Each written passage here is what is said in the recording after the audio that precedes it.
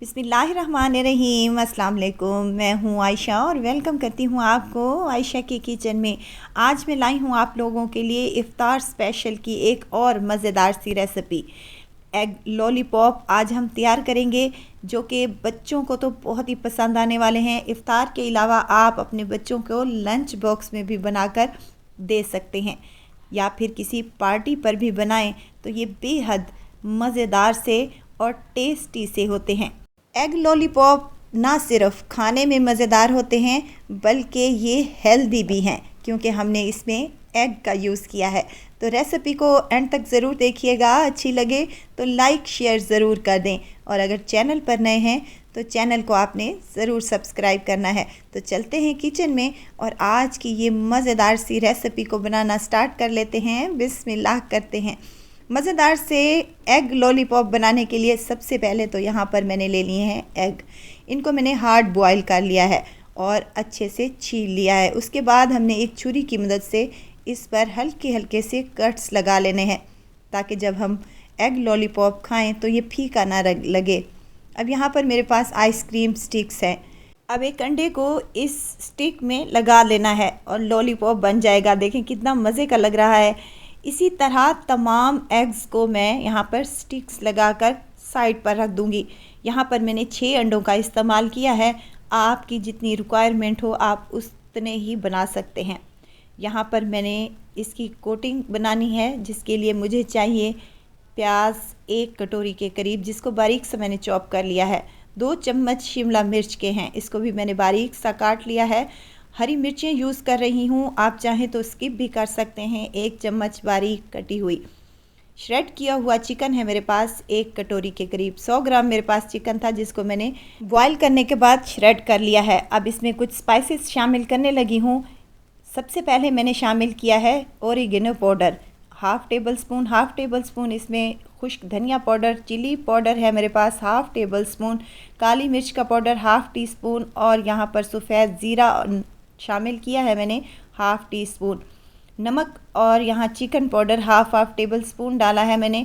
आप नमक मिर्च मसाले अपने टेस्ट के मुताबिक कम या ज़्यादा कर सकते हैं। लीमू भी 1 निचोड़ कर मैंने इसमें शामिल कर दिया है, ताकि बेहतरीन सा जायका आए।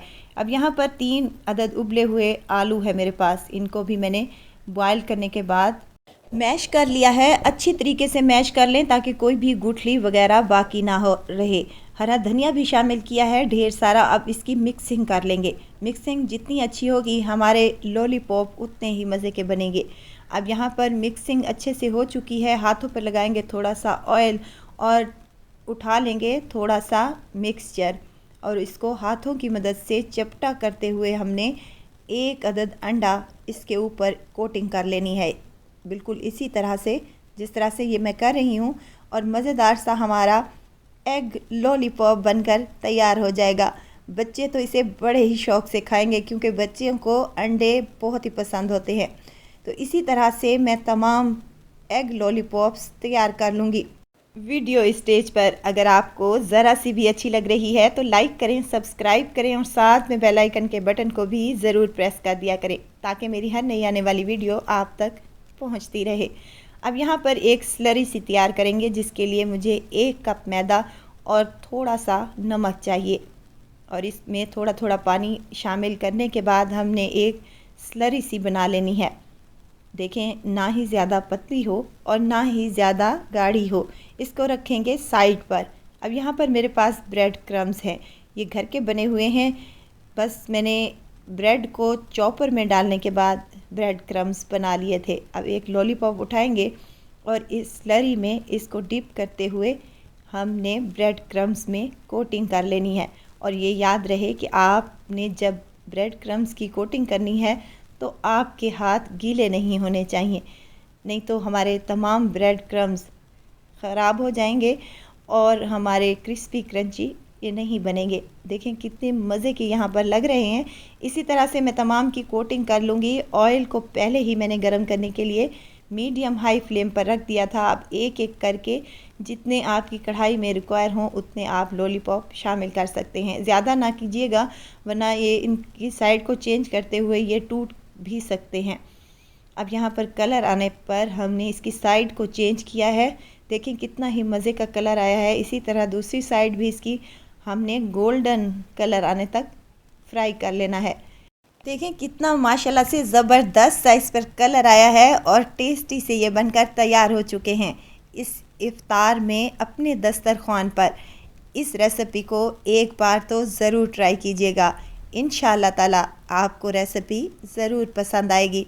रेसिपी पसंद आए तो लाइक शेयर ज़रूर कर दीजिएगा और वीडियो अच्छी लगे तो आपने क्या करना है, चैनल को सब्सक्राइब कर लेना है। ज़रूर ट्राई कीजिएगा और दुआ में मुझे ज़रूर याद रखिएगा। खुश रहें, खुशियाँ बांटें। इजाज़त चाहती हूँ, फिर आऊँगी इंशाअल्लाह एक नई और मज़ेदार सी चटपटी रेसिपी के साथ।